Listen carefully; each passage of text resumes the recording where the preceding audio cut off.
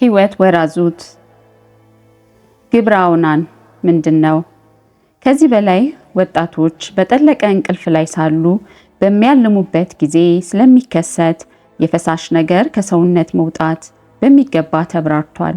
ነገር ግን በወጣትነት ወራት ስለ አባለዘር ስራና ውጤት ለማወቅ ካለ ጉጉትና ለተቃራኒ ጾታ የሚኖር ዝንባሌ ከመጨመሩ የተነሳ ከእንቅልፍ ውጪ ንቁ በሆኑበትም ሰዓት በስሜት እስኪረኩ ድረስ የጾታ ብልቶቻቸውን በመነካካትና በማሻሸት ለመደሰት የሚሞክሩ ወጣቶች አሉ።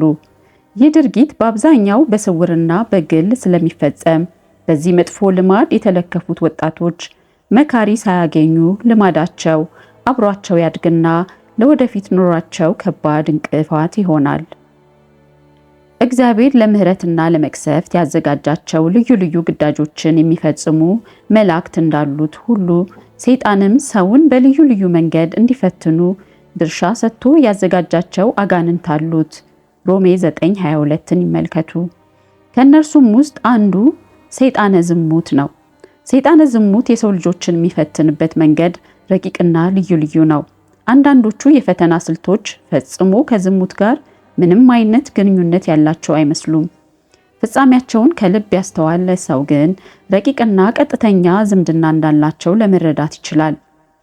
ጾር የለመዱ የሰይጣንን የፈተና ስልት በደንብ ለይተው ያውቁ። አበው ቅዱሳን ግን ሽንገላ የሞላበትን የሰይጣንን የፈተና አሽንክላ ምን እንደሚመስል መጪ ትውልድ እንዲያውቀው በሕይወታቸው ያዩትንና መንፈስ ቅዱስ ያቀበላቸውን ጽፈው አስቀምጠዋል። ለምሳሌ ሰይጣነ ዝሙት የሰውን ልጅ ወደ ዝሙት ተግባር ከሚስባቸው መንገዶች አንዱና ዋነኛው ገሲጽ ነው። ገሲጽ ማለት ማሻሸት፣ መነካካት፣ መዳበስ ማለት ነው። ነቢዩ ሕዝቅኤል እንደተናገረው ለዘር የደረሱ ወንዶች ከሴቶች ጋር ሲላፉና ሲዳሩ ሩካቤ ሳይፈጽሙ ዘራቸው የሚፈስበት ጊዜ አለ። ሕዝቅኤል 23:8 ላይ ይህንን ድርጊት እንደ ተድላ በመቁጠር ብዙ ወጣቶች ሆን ብለው ያደርጉታል። በቅዱስ መጽሐፍ የድንግልናዋንም ጡቶች ዳብሰው ነበር እንደተባለው ቦታ ሳይመርጡና ሰው ሳይለዩ የሴት ልጅን ገላ በመዳበስ ግልሙትናን ማፍሰስ እንዴት ያሳፍራል። ሕዝቅኤል 23:3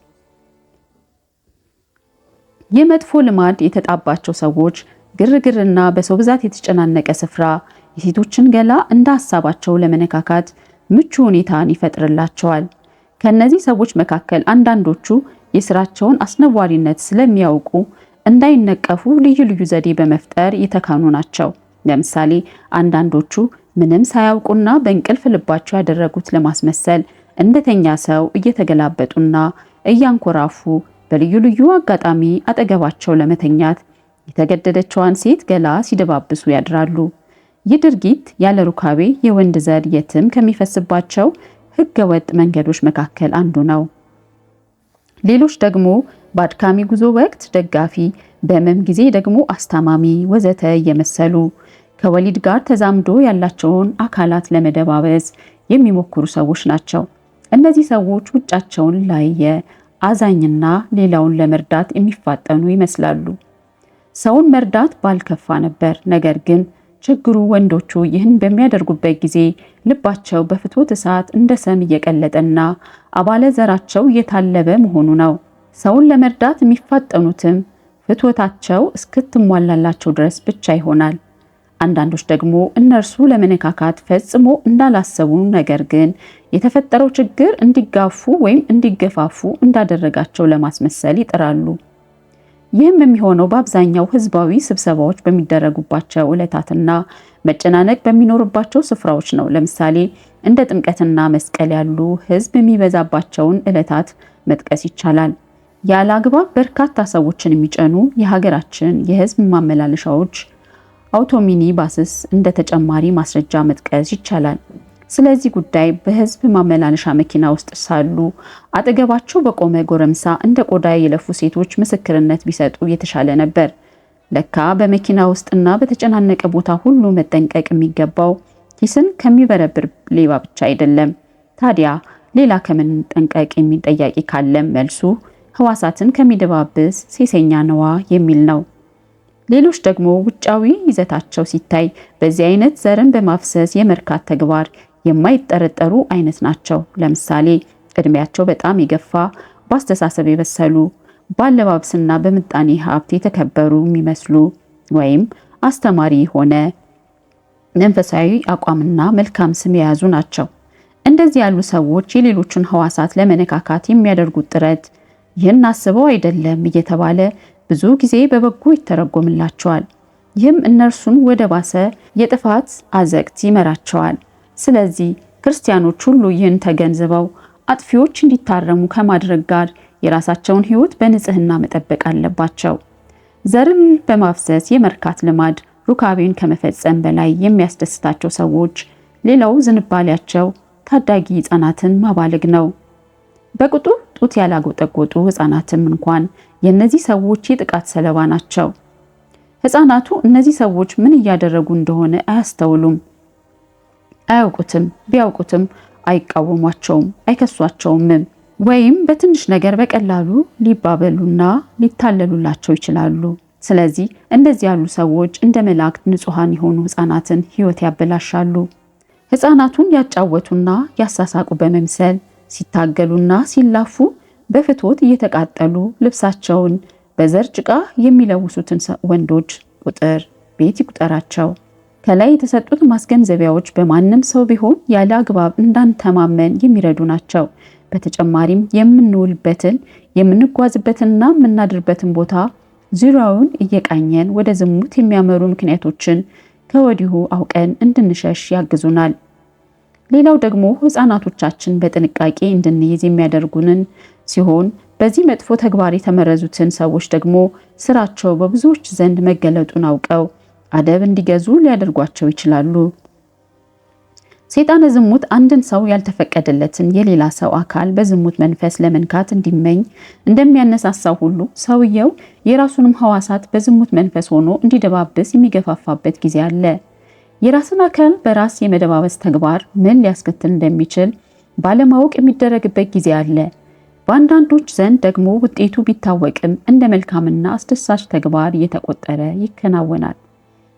አንዳንድ ጊዜ ደግሞ ከልብ ሳይሆኑና ሳያስተውሉ እንዲያው በልማድ ብቻ ሀፍረተ ስጋቸውን የሚነካኩና የሚደባበሱ ሰዎች እንዳሉ መታሰብ ይቻላል። ከዚህ ውጪ ደግሞ ገሲጸ አካል ዘንበለ ፈቃድ እንደተባለው የሚያስከትለውን መጥፎ ገጽታ ቢያውቁትም ቅሉ ሳይፈልጉ በሰይጣን ማታለልና በስጋ ፈቃድ ግፊት ሰውነታቸውን በዝሙት ሐሳብ የሚደባብሱ ብዙ ወጣቶች ይገኛሉ። ሰው የራሱን ሰውነት ያለማቋረጥ እንዲያሻሽና እንዲደባብስ ለማድረግ ሰይጣን ዝሙት ሰውየውን የገዛ ሰውነቱ እንዲሻክረውና እንዲኮሰኩሰው በማድረግ ፈተና እንደሚያመጣበት መጽሐፈ መነኮሳት እንዲህ በማለት ይገልጻል። ሰውነቱን የሚያሻክርበት ጊዜ አለ፣ ያለማቋረጥም እንዲያክ ያደርገዋል። ወጣት እስከሆንክ ድረስ ይህ ርኩስ መንፈስ በተመሳሳይ መልኩ አንተንም ይፈትንሃል። ስለዚህ በቆምክ ጊዜ ሕዋሳትን ትደባብሳለህ፣ ትንጠራራለህ ወይም ትወጣጠራለህ፣ እግርህንም ታፋትላለህ ተብሎ ተጽፏልና። ይህ ርኩስ መንፈስ ለመጀመሪያ ማሳከክ ሲጀምርና ሰውነትን እንድትደባብስ ሲያደርግ ከሕዋሳቶችህ የሚመርጠው የለም። ማለትም ወደ ዓይን፣ ወደ አፍንጫ፣ ወደ ከንፈር ይገባል፣ በእጁም እንዲያሽ ያደርገዋል። ይህ ሁሉ ሲሆን ሰውየው የሰይጣን ፈተና መሆኑን ካልተረዳ እንዲያው እንዳሳከከው ወይም ሰውነቱ እንደቆሸሸ ያስባል። ገፋ ካለም እንደ በሽታ ይቆጠረውና ሐኪም ዘንድ ይሄዳል። ሁሌም ባይሆን ብዙ ጊዜ የደም መቆሸሽ፣ አለርጂ የሚል ስም የሚሰጣቸው ይህን የመሰሉ የሰይጣን ፈተናዎች ናቸው። ከሁሉም የሚገርመው ይህን ለመሳሰሉና ሐኪሞች በበሽታነት ለሚያውቋቸው ብዙ ፈተናዎች ከምክር ከመጠነኛ ማስታገሻና ከጥንቃቄ በቀር ምንም አይነት መድኃኒት አለመገኘቱ ነው። ችግሩ በቆዳና በሰውነት ላይ በግሉ ስለሚታይ ሐኪሞች በሽታውን ያውቁታል። መንስኤው ግን እርኩስ መንፈስ በመሆኑ መድኃኒቱን አያውቁትም። ለምን ቢባል ለርኩስ መንፈስ መድኃኒቱ መንፈሳዊ ነገር እንጂ በሐኪም ቅመም የተገኘ መድኃኒት አይደለምና።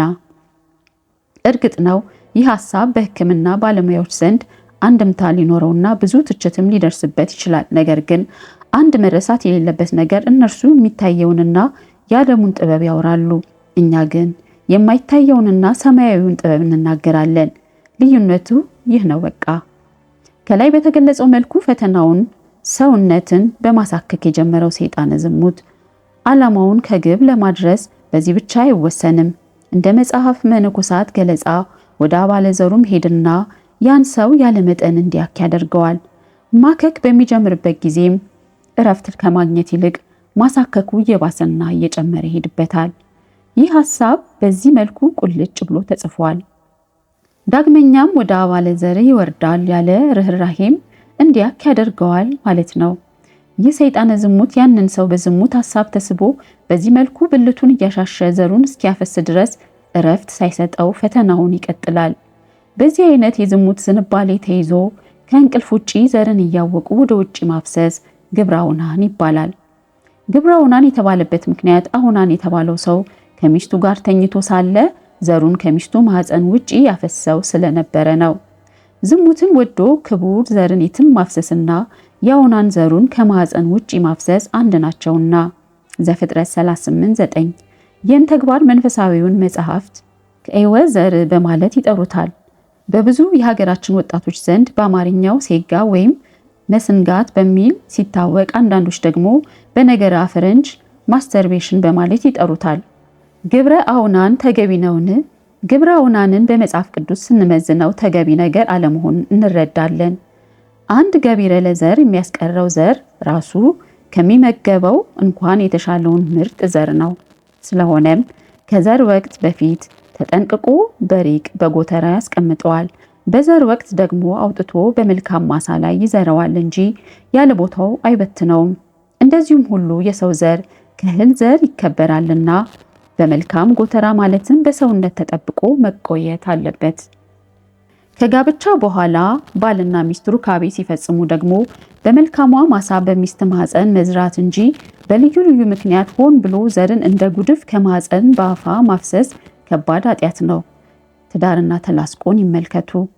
የሰው ዘር ክቡር በመሆኑ ዘራቸውን በሜዳ ከሚያፈሱ ሰዎች ይልቅ ሰው የመሆን እድል የነበራቸው ነገር ግን በየሜዳው ፈሰው የቀሩት ዘሮች የተሻሉ ናቸው። ምክንያቱም አፍሳሾቹ ከሕገ እግዚአብሔር ወጥተው በኃጢአት ሲኖሩ ፈሰው የቀሩት ዘሮች ግን ምንም ካለመበደላቸውን ባሻገር ቢወለዱ ኖሮ ጳጳስና ንጉሥ የመሆን እድል ሊኖራቸው ስለሚችል ነው።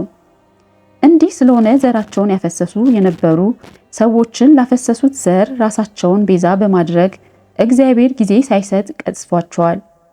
እግዚአብሔር እንዲህ በማድረጉ ዘርን ማፍሰስ እንደማይገባና የሰው ዘር ክቡር መሆኑን አስረድቷል። ዘፍጥረት 38 ከ9 እስከ 10። ትዳርና ተላስቆንም ይመልከቱ። ምዕራፍ 7 አውናን የተባለው ሰው ዘሩን ከማህፀን ውጪ በማፍሰሱ ምክንያት የደረሰበትን መቅሰፍት መጽሐፍ ቅዱስ እንዲህ ይተርከዋል። አውናንም ዘሩ ለእርሱ እንዳይሆን አወቀ። ወደ ወንድሙ ሚስት በገባ ጊዜ ለወንድሙ ዘር እንዳይሰጥ ዘሩን በምድር ያፈሰው ነበር። ይህም ስራው በእግዚአብሔር ዘንድ ክፉ ሆነበት፣ እርሱንም ደግሞ ቀሰፈው። ይህ ታሪክ በማንኛውም ምክንያት ከአዌ ዘር አፍሳሽ መሆን ሊያስቀስፍ የሚችል ክፉ ስራ መሆኑን ይገልጻል።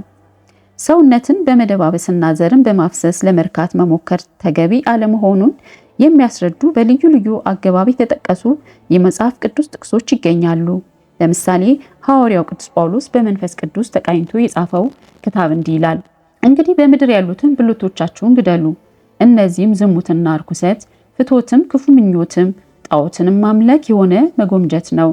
ቆላሲስ 3:5 እዚህ ላይ ብልቶቻችሁን ግደሉ ሲል ቆርጣችሁ ጣሏቸው ማለቱ ሳይሆን አትቀስቅሱ ማለት ነው። ታዲያ ዘርን በማፍሰስ ለመርካት ብልትን እየነካኩ ማነሳሳት ብልቶቻችሁን ግደሉ ከሚለው የሐዋርያው ትእዛዝ ጋር በቀጥታ የሚቃረን አይደለምን?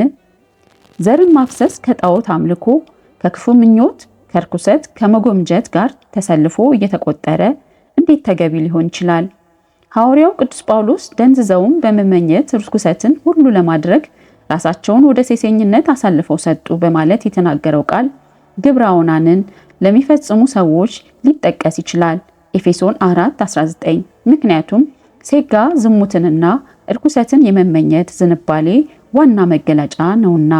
አስቀድሞ እንደተገለጸውም የመጎምጀት፣ የስግብግብነት፣ የርኩሰት፣ የራስ ወዳድነትና ለስጋ ማደርንም የሚያመለክት ነው። ሐዋርያው ቅዱስ ጳውሎስ በፍትወት ለተቃጠሉ ሰዎች መፍትሄ ሲሰጥ በምኞት ከመቃጠል መጋባት ይሻላልና ራሳችሁን መግዛት ባይችሉ ያግቡ ብሏል። አንደኛ ቆሮንቶስ 7:9 ላይ። ስለዚህ በዝሙት ለሚቃጠሉ መፍትሄው ማግባት እንጂ መሰንጋት ሴጋ መፈጸም አይደለም። መሰንጋት በምንም መንገድ እንደ መፍትሄ ሊቆጠር አይችልም። ሐዋርያው ማግባትን እንጂ ግብረ አውናንን እንደ መፍትሄ አድርጎ አልመከረምና። አምላካችን ሥጋ የፍቶትን ያህል አግኝቶ እንዲረካ ጋብቻን ሲያሰናዳ ከጋብቻ ጋር አብረው የሚሄዱትንም ኃላፊነቶችን ከመቀበልና ከመሸከም ጋር ነው። አምላካችን ሥጋ የፍቶትን ያህል አግኝቶ እንዲረካ ጋብቻን ሲያሰናዳ ከጋብቻ ጋር አብረው የሚሄዱትንም ኃላፊነቶች ከመቀበልና ከመሸከም ጋር ነው። ነገር ግን ዘርን በማፍሰስ ራስን በራስ ለማርካት መሞከር ያለ ዋጋ ማለትም ምንም አይነት ኃላፊነት ሳይሸከሙ ያንን እርካታ ለማግኘት እንደመሞከር ይቆጠራል። ይህ ደግሞ የራስ ያልሆነን ነገር ለማግኘት መሞከር እንደመሆኑ መጠን የሚወገዝ እንጂ እንደ ተገቢ ነገር ሊበረታታ አይገባውም። የምኞት ቃጠሎን ዘርን በማፍሰስ ለማብረድ መሞከር ስህተት ነው። ምክንያቱም አንድ ችግር ሲያጋጥም ተቋቁሞ በማለፍ ፈንታ በተሳሳተ ጎዳና በመጓዝ ችግሩን ለማምለጥ መሞከር ሽንፈትና ደካማነትን የሚያመለክት በመሆኑ ነው። ይህን አይነት አካሄድ የተለማመደ አንድ ወጣት ችግሮችን እንዳመጣጣቸው ከመመከት ይልቅ ሌላ የተሳሳተ አቋራጭ ሲማትር ይገኛል።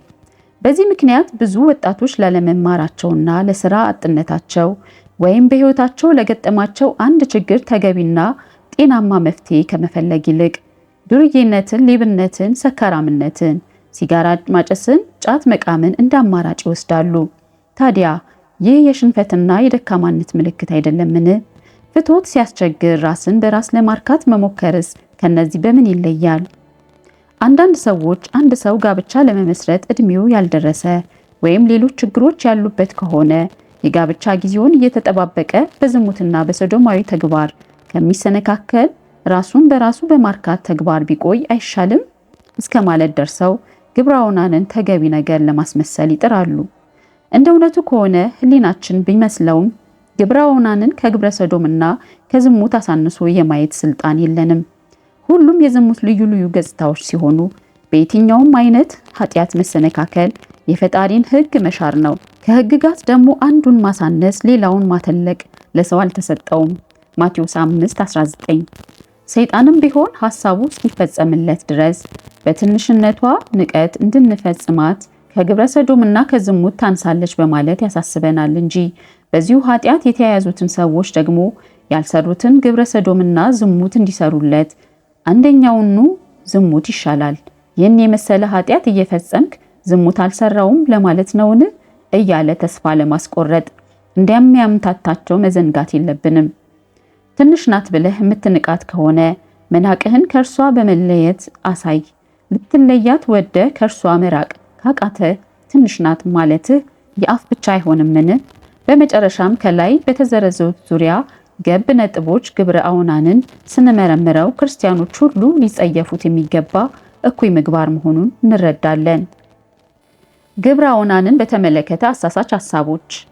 ግብረ አውናንን በተመለከተ ከተለያየ አቅጣጫ የሚሰነዘሩ ሐሳቦች አሉ። ከነዚህ ውስጥ አንዳንዶቹ ምንም እንኳን በቀጥታ ድርጊቱን ለማበረታታት የተነገሩ ባይመስሉም ብዙዎችን ከዚህ ክፉ ልማድ እንዳይወጡ ለማሰር ኃይል ያላቸው ናቸው። ከነዚህም ሐሳቦች መካከል ጥቂቶቹ ከዚህ በታች ተዘርዝረዋል። አንደኛ፣ ብዙ ሰዎች አውናን የተቀሰፈው ዘሩን በማፍሰሱ ሳይሆን ለወንድሙ ዘር ማቆምን ስላልወደደ በምቀኝነቱ ነው በማለት መሰረት የሌለው ሐሳብ ይሰነዝራሉ። በእርግጥ አውናን ለወንድሙ ዘር ላለማቆም ማሰቡ ምቀኛ ያሰኘዋል። ያስቀሰፈው ዋና ምክንያቱ ምቀኝነቱ ነው ማለት ግን ስህተት ነው። ምቀኝነት ሊያስቀስፍ የሚችል ኃጢአት ቢሆንም አውናን የተቀሰፈው ግን ዘሩን በማፍሰሱ እንጂ በምቀኝነቱ አይደለም። ሰው የራሱን የግል አስተያየት ወደ ጎን አድርጎ እግዚአብሔር በመጽሐፍ ቅዱስ ለሕዝቡ የሚናገረውን ማድመጥ ከፈለገ አውናን የተቀሰፈበትን ዋና ምክንያት መጽሐፍ ቅዱስ ይናገራል። ምቀኝነትና ዘርን ማፍሰስ በጣም ይለያያሉ። ምቀኝነት የልቡና ሐሳብ ነው። ዘርን ማፍሰስ ግን በግልጽ የሚታይ ተግባር ነው። መጽሐፍ ቅዱስ ደግሞ አውናን የተቀሰፈበትን ምክንያት ሲገልጽ ስራው በእግዚአብሔር ዘንድ ክፉ ሆነበት ይላል እንጂ ምቀኝነቱ አይልም። ታዲያ የአውናን ክፉ ስራው ምን ነበር? ዘሩን በምድር ላይ ማፍሰሱ አልነበረምን? ምቀኝነት በስራ የሚገለጥ የልቦና ክፋት እንጂ በራሱ ስራ አይባልምና።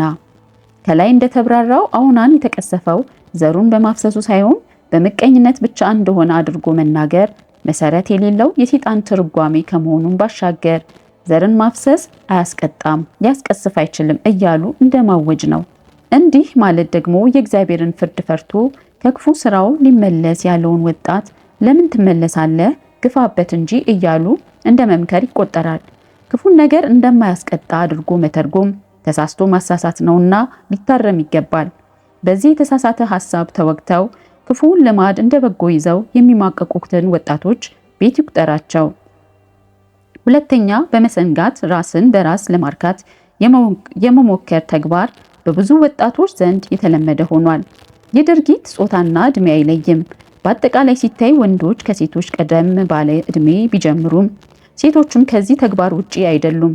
ጥናቱ በእኛ ሀገር አይካሄድ እንጂ አንድ በአሜሪካን ሀገር የተደረገ ጥናታዊ ጽሑፍ እንደሚያመለክተው ከሆነ ከአጠቃላይ ወጣት ልጃገረዶች 2/3 እጅ ከአጠቃላይ ወጣት ወንዶች ደግሞ 95% የሚሆኑ ወጣቶች የተለያየ ርዝማኔ ላላቸው ጊዜያት በማስተርቤሽን ልማድ ይያዛሉ። ይህ አሃዝ ለወንዶች ሙሉ በሙሉ እንደማለት ነው። ከሁሉ የሚያስደንቀው በሰባዎቹ ውስጥ ከሚገኙ አሮጊቶች 33 እጅ ከሽማግሌዎች ደግሞ 43 እጅ የሚሆኑት አሁንም በዚሁ የመሰንጋት ራስን በራስ ማርካት ተግባር ውስጥ መገኘታቸው ነው።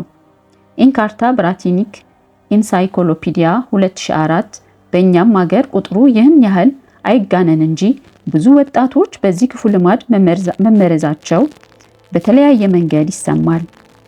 ከዚህ የተነሳ አንዳንድ ሰዎች ይህ ድርጊት ጤናማነትን ስለሚያመለክት የሚያሳስበው በዚህ መንገድ የማይጓዙ ሰዎች ሕይወት ነው እስከ ማለት ደርሰዋል። በዓለም ላይ ሴጋን መፈጸም በብዙሃኑ ዘንድ የተለመደ በመሆኑ ብቻ ድርጊቱ እንደ ተገቢና ጤናማ የሰውነት ተግባር ሊቆጠር አይችልም። ወጣቶችም በዚህ ሐሳብ በመሳሳት በድርጊቱ የተለከፉ ከሆነ ለመላቀቅ ከመጣጣር ይልቅ ለካኔ ብቻ አይደለሁም እያሉ መጽናናት አይገባቸውም። ይህን ተግባር ሞክረውትም የማያውቁ ከሆነ ለመሞከር ከመነሳሳት ይልቅ ጨርሶ የዚህን ክፉ ኃጢአት ጣዕም አለመቅመስ በሕይወታቸው ያለውን ፋይዳ ተረድተው ከመሞከር መታቀብ ይኖርባቸዋል። በዓለማችን መፋታት፣ ዝሙት፣ መግደል፣ ውርጃ፣ ባዕድ አምልኮ፣ ውሸትና መስረቅ በብዙ ሰዎች ዘንድ የተለመዱ ናቸው። ታዲያ እነዚህ ተግባራት በብዙሃኑ ዘንድ መተግበራቸው ትክክል ቢሆኑ ነው እንጂ ያሰኛቸዋልን? ሴጋ መፈጸምም እንደዚሁ ነው።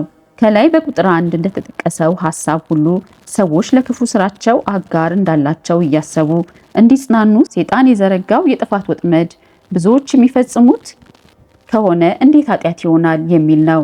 መጽሐፍ ቅዱስ ግን ብዙዎች ኃጢአት ሲሰሩ አይተ ከነሱ ጋር አትተባበር ይላል። ዘጸአት 23:2።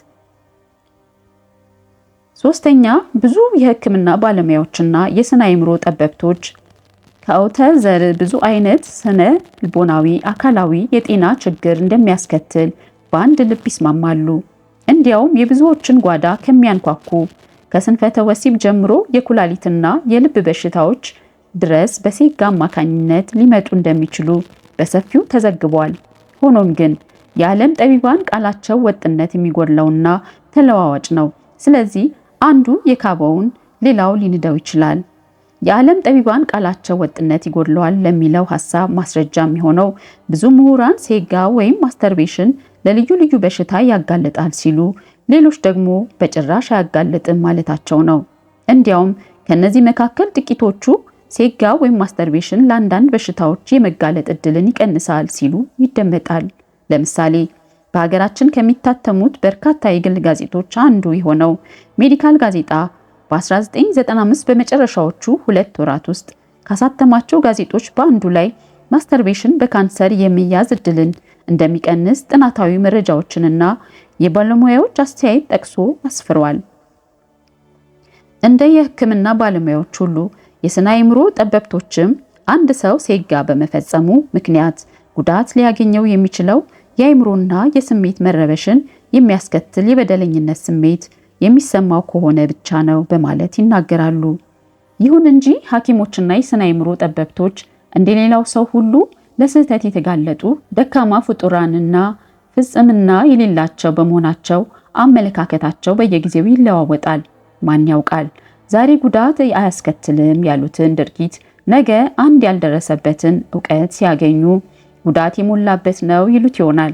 ያን ጊዜ የዛሬ ቃላታቸውን ተቀብሎ በክፉ ልማዱ ጸንቶ የተገኘ ወጣት መጨረሻው ምን ይሆን?